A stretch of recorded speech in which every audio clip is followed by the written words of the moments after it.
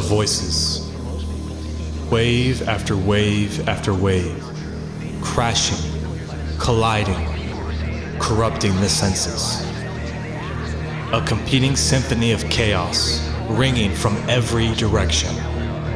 We are battered by the perpetual murmurs of man's ongoing debate.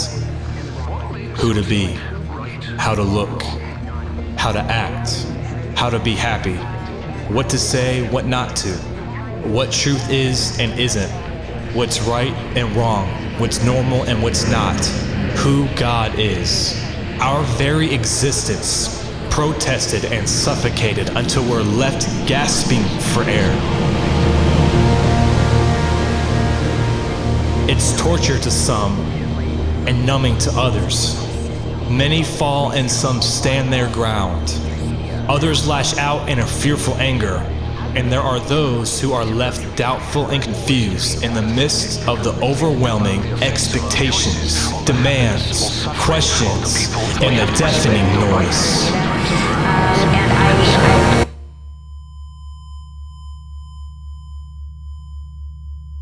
But it's in the silence. It's in the silence that our hearts are calmed by the whispers of our gentle and passionate Creator. It's in the silence that He repairs our souls from damage that's been done by the unrelenting clamor. And He hears us.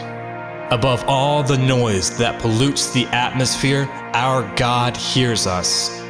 No longer adrift in a sea of uncertainty, we gather on the shores of His peace, and in our togetherness, His voice is amplified, echoing from one heart to the next.